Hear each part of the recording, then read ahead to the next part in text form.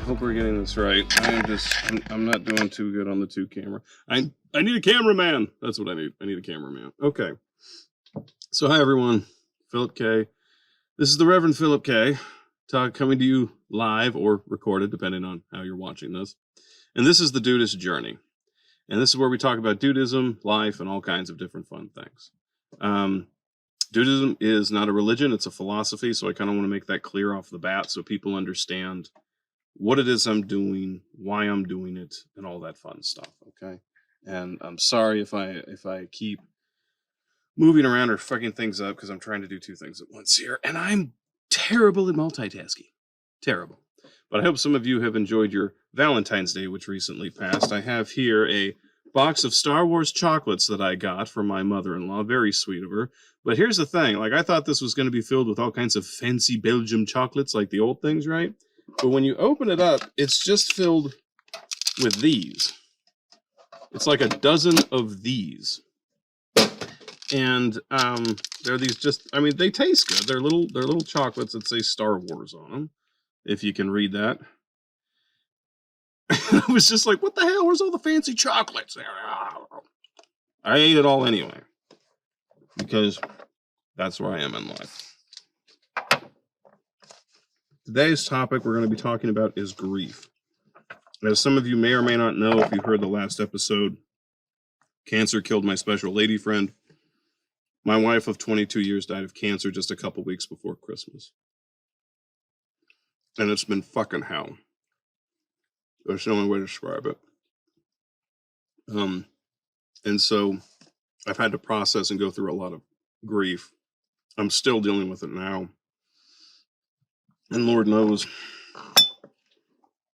how it's all going to work. And since we're having a topic on a very particular sensitive conversation, I got the Dad Abides mug here that I got for Father's Day. This was one of the last gifts my wife gave me before she passed. And it's full of scotch. Frozen scotch, because I like to freeze my drinks. I like a little ice there with it. And if we're going to be talking about this, Daddy's going to need a drink. And as usual, Daddy's going to smoke his home-rolled hemp cigarettes. Because that's where I am in life. Oh, sometimes Daddy needs a smoke. So, what's been happening since December 28th? Well, a lot of shit has happened.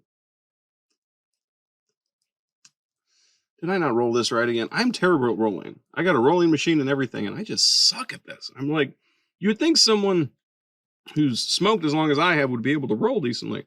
No.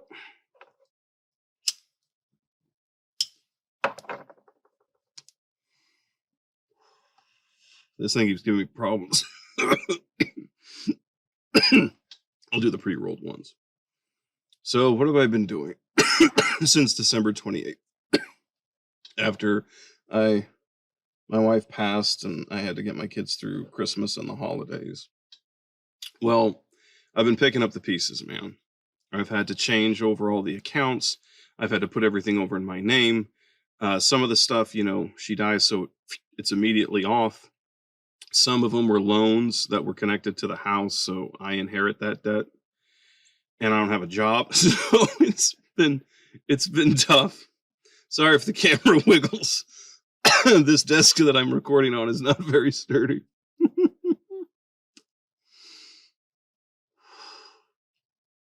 And I've been trying to put things together. So the big difficult part was January because I had to do 3 funerals. Allow me to explain. I live in Texas. My wife and I, we're from Bakersfield, California. Okay? Bakersfield, which is kind of like Texas, rodeos, pickup trucks, all that shit. It's a farming town. And it's full of meth heads and corrupt cops. So if you ever want to travel, swing on by. And her grandparents bought plots for all their kids and grandkids when it was like dirt cheap back in like the 80s.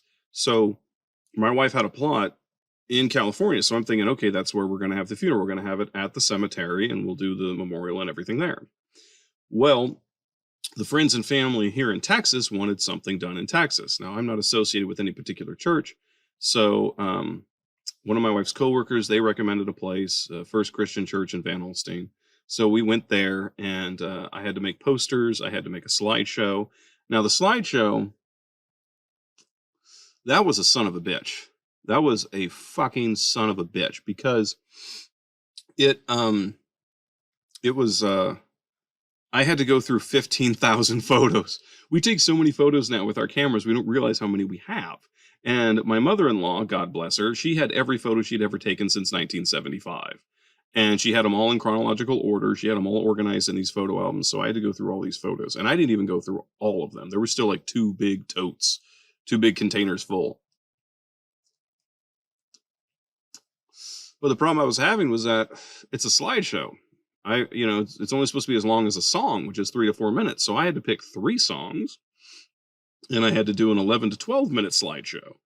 And that gives me so many pictures per year of her life.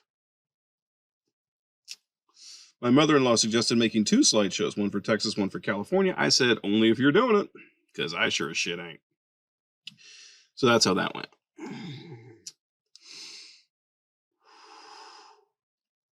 So we went there and we did the whole thing. I think the tough part was that, I had to drag my kids through all this because my kids are having to go through 3 services too.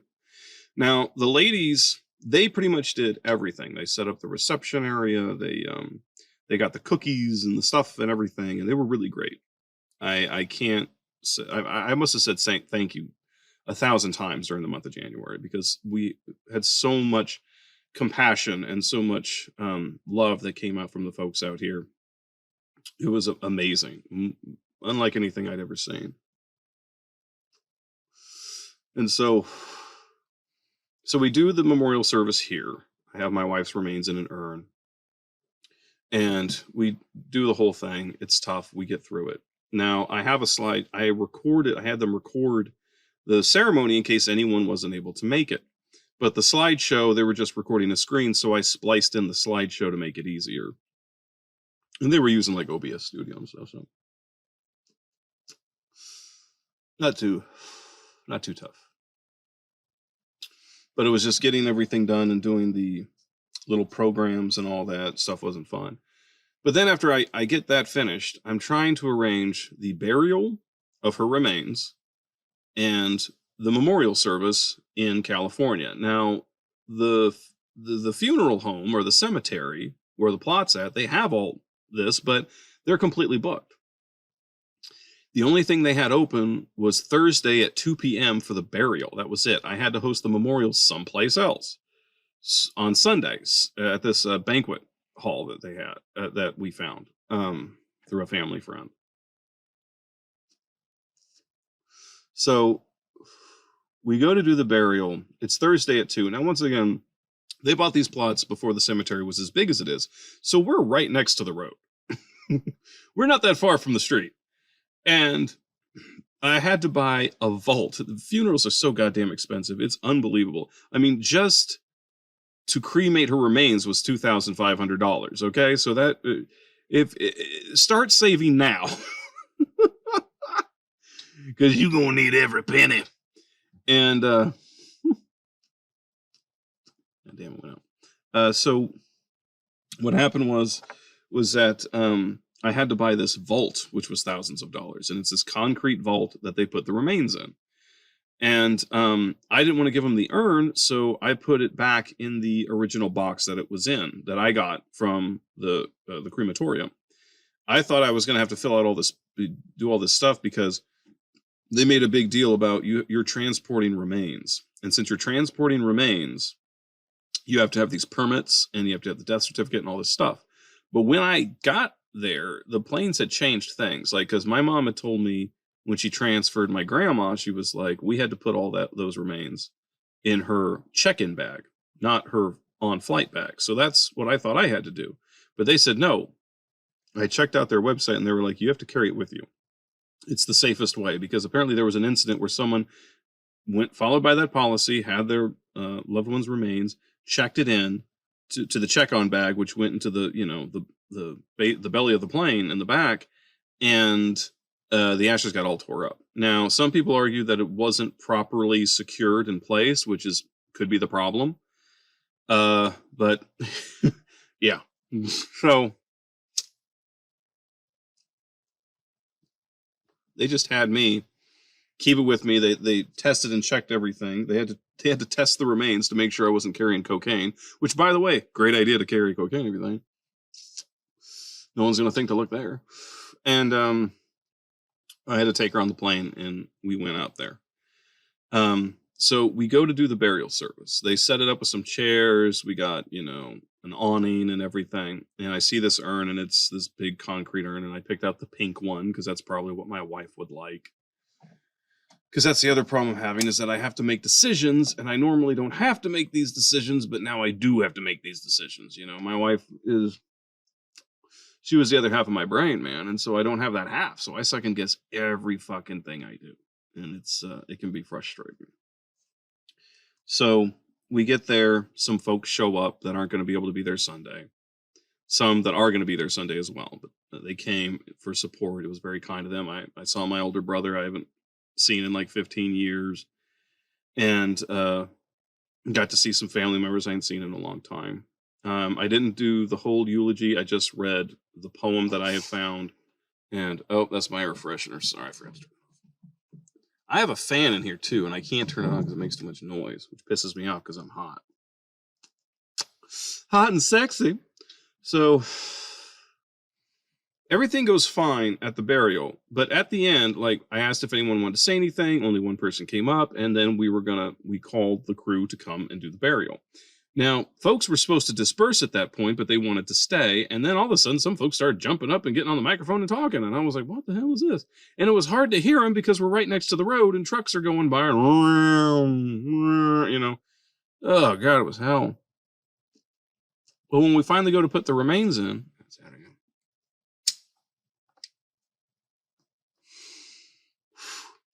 the two groundskeeper, grave diggers, whatever you want to call them, they couldn't open the urn. They had to put it on its side and get a shovel and pry open the lid. I'm like, you think you fuckers would have thought of this before, because this is killing the moment here. And then they they only buried her like 3 feet in the ground.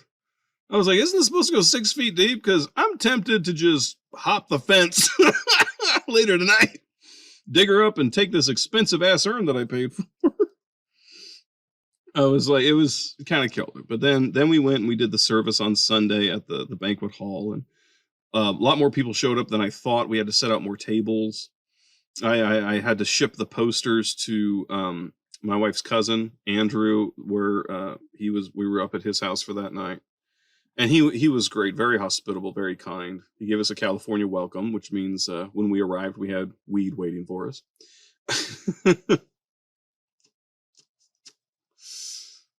Not in Texas, we got hemp.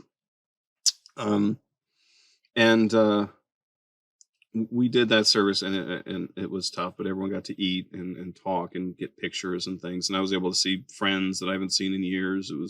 I really want to say thank you to everybody that came out. It was really helpful. And I had a lot of people come up, and they always ask, "How are you doing?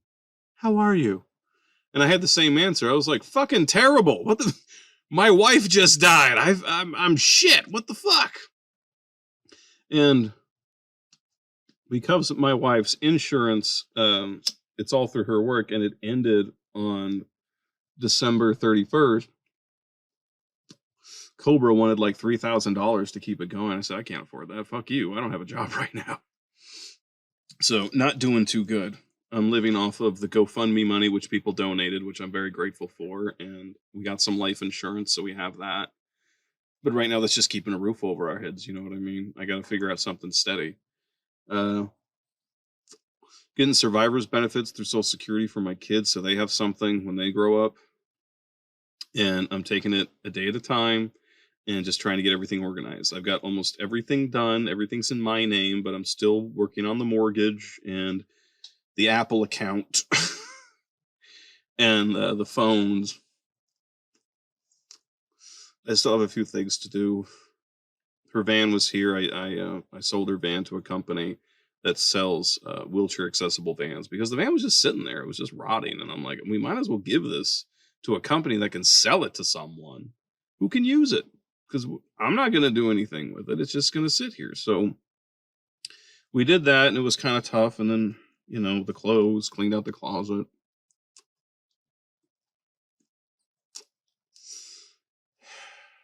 Not easy. I started redecorating. So I was talking to a counselor because everyone recommended it. So I did. I had a few sessions in before the insurance ended. And I was asking her, like, what do I do? Like, when do I take off my ring? Well, when do I make a change? Should I make a change?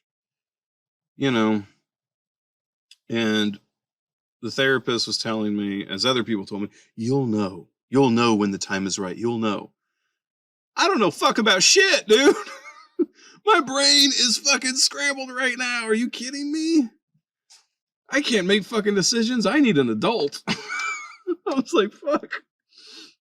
So I'm trying to go with that. Like I said in the last one, I have the wedding rings on this chain here because I couldn't wear my ring and I couldn't take it off. Because for those of you who know, when you have rings, you fidget with them, you know? And so every time I fidgeted with it, I was reminded. So I put it on my other hand, but then I would fidget with that one and it just reminded. So this kind of helps. The chain is heavy. It's not particularly comfortable. It's just kind of a reminder of the pain that I'm carrying around. Because as I've learned with grief, there is no plan. There is no stages. I know everyone talks about the 5 stages of grief, but I'm here to tell you right now that after doing my research, psychology has said that that's not accurate. You see, those 5 stages of grief were from people who were dying, not from people who were grieving. So it's different. But I'm sort of making that change and trying to learn the new norm. Like the room. I had pictures and paintings of her all around our bedroom, and I can't look at them anymore, man. I can't look at her picture.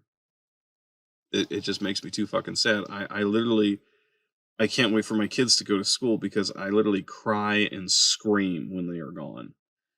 Because I'm trying to deal with all this sadness and this pain.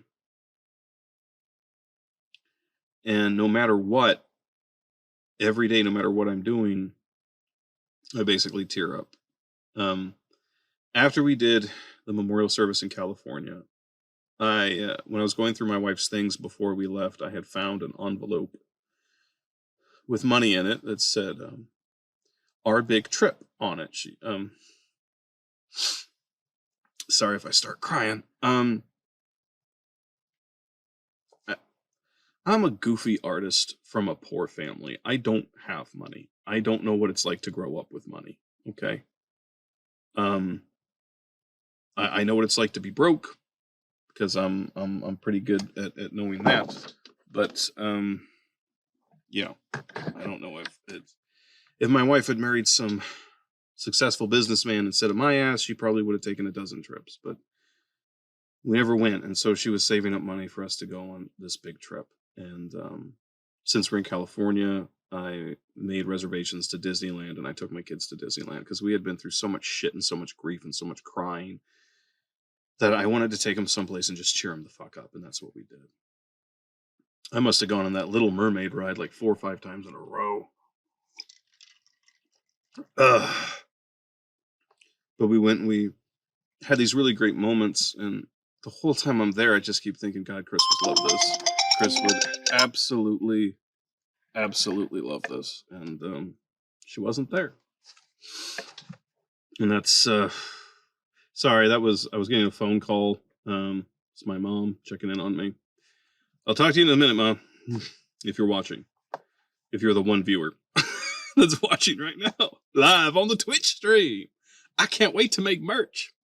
But yeah, so I've been going through all this, but like the bedroom, I was like, this is Phil and Kristen's bedroom. Now it's just Phil's bedroom. What does Phil want to do with this bedroom? So I'm turning my bedroom into a Gothic library right now. That's what I always wanted to do, man. I'm gonna put skulls up and books and my guitars and some crazy artwork and black lights and all kinds of shit. I mean, it's not a Gothic library. It's not like it's filled with just, horror books or anything. It's gonna be a library that has a Gothic design to it. Gotta have a water, gotta have a smoke. So, let's go into grief. Now, as you know, in Dudeism, we could talk about taking it easy, and sadness does come, and we highly encourage people to just kind of ride the wave. And so that's what I'm doing right now. Because I'm at that point that even songs make me sad. That song, Don't Speak by No Doubt, that song takes on a whole new meaning when you love someone who's ready to die. Because as I said in my last podcast, the hardest thing was not holding my wife as she died. The hardest thing was telling her it was okay to die. That was fucking tough. And I'm dealing with all that fun trauma and fun bullshit.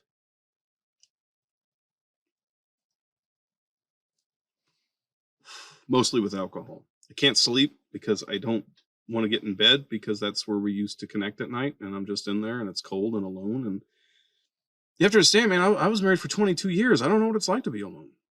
I haven't been alone since I was fucking 16 years old. I have, I don't know. I'm in uncharted territory, man. And so as I'm going through grief, I'm hearing about the 5 stages, but as I read, it turns out the 5 stages were total BS. And there were 2 other stages to these 5, so there's actually 7. And shock and testing were left out. So I searched through, because I found all kinds of things. Like, one thing said, I shit you not, it said that after someone you love dies, you'll start to feel normal in 6 to 8 weeks. Bullshit. Okay. All right. My wife died on December 9th, technically December 8th, but recorded as December 9th because that's how it was late at night. It was like 10 minutes before midnight. So, but as my wife basically died 2 months ago, and that's 8 weeks, and I still feel like shit. I don't feel normal at all.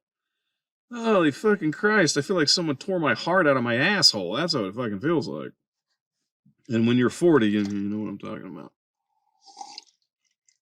So I went through and I said, okay, well, if these 5 stages, the whole denial, the 7 stages, shock, denial, anger, bargaining, depression, testing, acceptance, total BS. So I've learned that grief is a roller coaster and it's not bound by time. Like the whole 6 to 8 weeks, that's bullshit. You have no idea.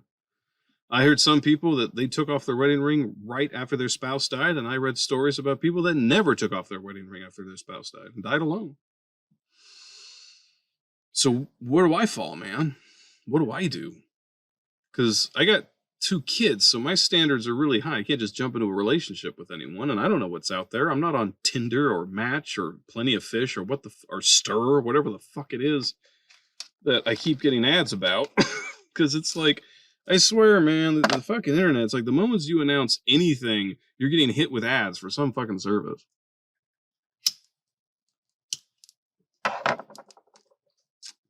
So instead of talking about that, instead of talking about the 5 stages, because I got to tell you, I wasn't in denial and I wasn't angry.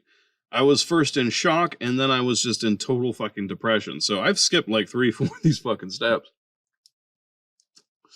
So I went in, checked out a few psychologists and stuff, because as much as we can look at the holy scriptures of wise and prophets of the past, they don't always go with these things. Sometimes we'll just say, well, there's a time to laugh and a time to cry. Thanks. Wow, that's great. So what I did, I did some research and I found that this is what you can expect. These are 6 things you could expect to go through when you are feeling grief after someone dies or whatever the case is. I got ashes everywhere. Number 1, acknowledge the pain. Now, this is going to be tough. Acknowledge the pain? Ugh, that's tough for some people. But it's there. It's real. It's eating away at you. It's fucking you up. It's pain, man. You got to deal with it. You gotta keep rolling there. Okay. And you have to realize that it's here. It's not going away. And no matter what you do, what you take, what you ingest, what you inhale, it's not leaving. And trust me, I've tried everything. It doesn't go away. It sticks. Some people are always like, oh, it's a state of mind. It's your choice. No, it fucking isn't. Because I have tried to choose to be happy, okay? I got 2 kids. My world the world ain't going to stop for me. I have to keep moving. And their world is on my shoulders, so I cannot falter. I can't fuck up. It's not an option for me. It's not an option for parents, especially single parents. So I acknowledge this. Now, the other thing about understanding this pain is step 2, which is grief triggers different emotions. Some days I want to cry, some days I want to scream. Some days I'm taking on projects and I'm dealing with things and on, and some other days I ain't doing shit. I'm just doing the bare minimum.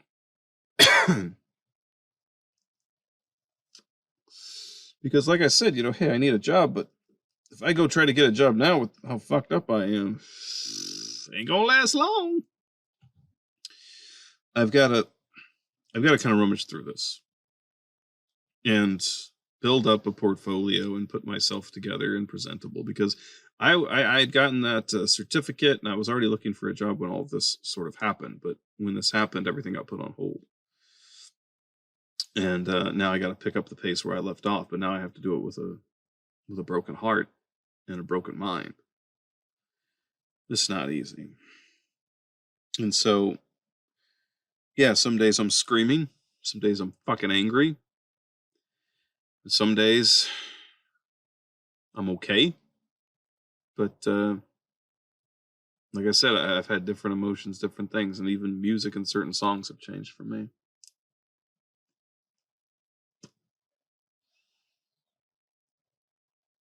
I try not to think about her. But it's hard when I see them in my children's face. I see her face, I see her eyes, I see her smile.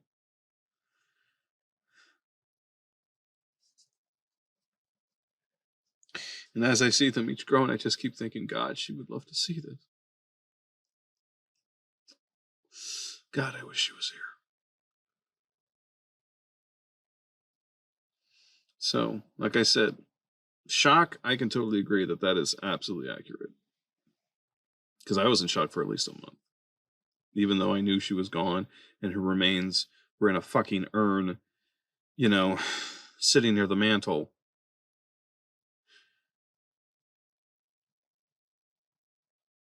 I just kept thinking that she was just gonna wheel around that corner in her wheelchair with that big smile and be like, hey, baby, what you cooking? That doesn't happen anymore. Now I have to learn to live with my heart in 2 places. Again. Which goes on to the 3rd step of what happens in grief, which is each experience is unique. Not everyone's going to be the same, man. And that is the fucking truth. That is the fucking truth if I ever heard it, brother. Because that's real. Absolutely, totally right. I could totally agree with that. It's unique to everybody. Like I said, some folks don't take off the ring, some folks do. I read a story about a guy whose wife died, and a month later he married her sister. Now, of course, just being me, I'm like, that's a little sus. Okay, that's a little suspicious. Like, what was going on over there? Once again, it's you don't know, and I don't know their situation, and I don't know the whole thing, and so I'm not going to judge, but still, I think I saw it on the news feed with George Takei. If you guys don't know who George Takei is, your life is missing something.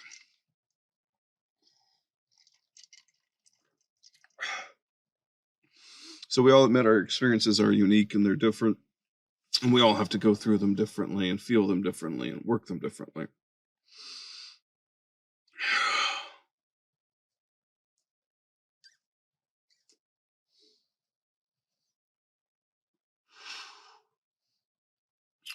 And so, unfortunately, like some of my posts on social media with like family and friends and the public have been a little bit more sad. There's this little cartoon out right now based off a book, The Boy, the Mole, the Fox, and the Horse. And it's about this boy who's lost and he meets all these animals on this journey through the forest trying to find his home. And of course, he realizes at the end that his home is with these animals that he's become friends with. But at one point, he asks the horse, "What is the bravest thing you've ever said?" And the horse replied, "Help." That fucking hit. God, that fucking hit. So yeah, got all teary-eyed at that cartoon. So we're all different, friends, even though we are so much the same, wanting the same things, living in the same country. There's a lot that separates us too. Which brings us on to the fourth step, which is to seek support from those that care. I've had a few folks reach out, call, talk to me. Some folks I probably wouldn't have even thought, but they have. And I got to say to you folks, you've been great. Eves and Jay and my mom, Tristan, my brother James, Justice. I love you guys. I love you all so much. Thank you. It's helped. It's really fucking helped. And then big shout out to my buddy Delphine. He's my brother from another mother. He's been a big help. He's my ride or die. I actually won tickets. Oh, so here's a shout out to another a Twitch streamer that I know. So Giggle Puss Gang, my buddy Justice runs that. Please watch his show. It's hilarious. Taffeta Darling, our fangirl in Dallas. Find her channel. I don't know where it is or where I will find links. But these two folks have been great. Taffeta ran a contest to the new Ant-Man movie, and I got to go see it. And it was nice to kind of get out of the house without the kids. And Delphine went with me, and we got these great seats and got to see this movie on Wednesday when it came out on the Friday. And apparently AMC has liquor now, so I was able to get liquor. Great movie, by the way. Ant-Man Quantumania. Don't listen to the critics.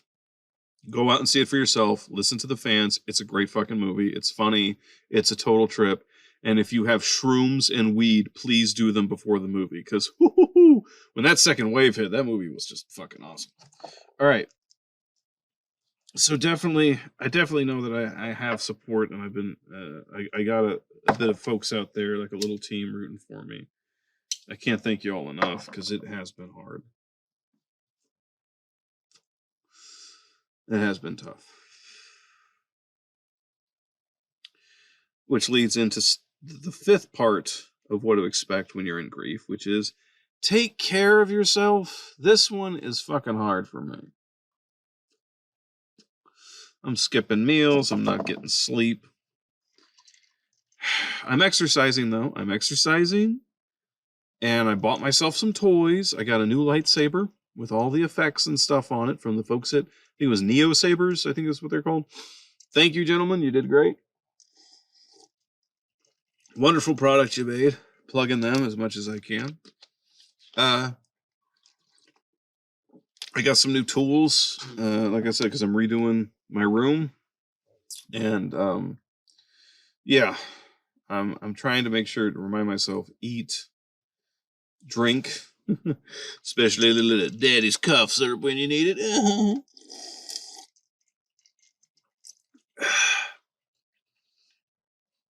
And remember to laugh and have fun. I'm trying to watch like the new South Park episodes, and I went through all the Harley Quinn on HBO Max. You didn't return the pasta maker. I love Bane on that show. Oh my god, Bane is fucking. If you haven't seen it, get HBO Max just to watch that show. Trust me, it's worth every penny. It's fucking hilarious. Bane is great. I actually turned that into a meme on my Tumblr. If you want to go to my Tumblr where I'm usually doing comic and movie and reviews and stuff. I haven't written in a while, obviously, because everything going on, but I'm going to get back on the horse in the next couple weeks. Be patient with me. And so, once again, let's go over this. What to expect when you're grieving. Acknowledge the pain. Okay? Grief triggers different emotions. Accept that. It's okay. All right? Each experience is unique. Seek support from those who care. Take care of yourself. And the final and sixth thing is you have to know the difference between grief and depression. Grief, it comes in waves. It's temporary. You know, when I'm crying, I'm grieving. That's grief. But if I stay in my bed all day and don't do shit, that's depression. Depression is long term. Grief is temporary. It's wavers. It's not permanent. And so I know now I'm grieving. That this isn't so much depression because I've been depressed. You're looking at a suicide survivor, or you're listening to a suicide survivor. So I know depression. And I got to admit that during these times, if I want to slip into something comfortable, it's usually the darkness. But it's, I know what I'm going through is definitely grief. Not so much depression, definitely grief.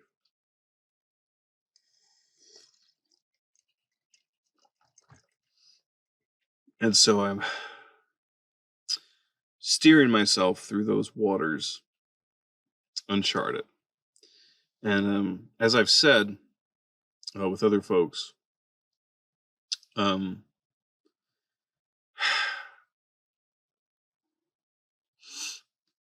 sorry, I just had this sudden flash and this memory of Chris, my late wife. It's so weird to fucking call her that now.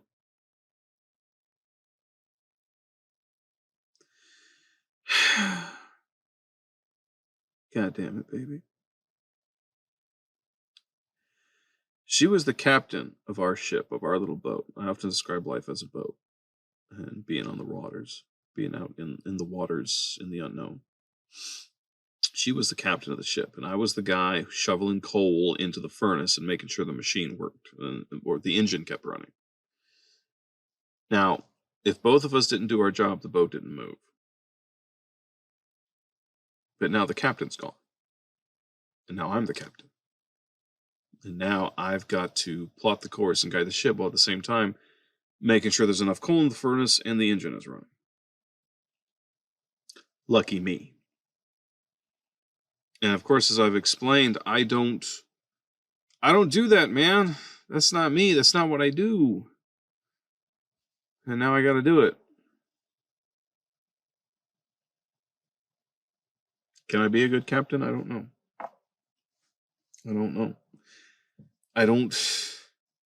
I mean, I've done captaining before, but usually when I do, we hit icebergs, okay? So, yeah. But like I said, I don't have a choice. The world doesn't stop for me, and I have individuals that are now depending on me to ensure that I keep the boat afloat.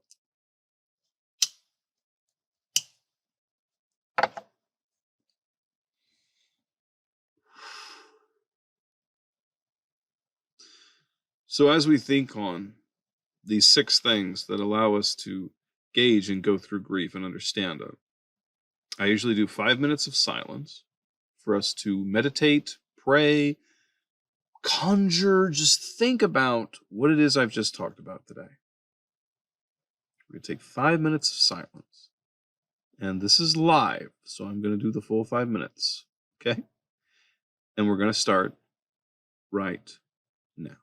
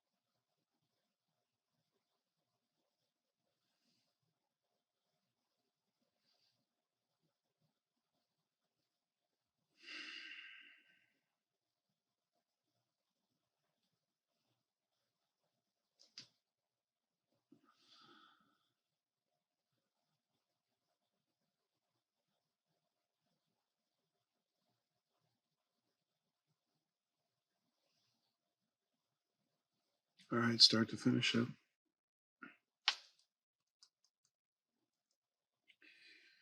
Last breath, last thought, last prayer.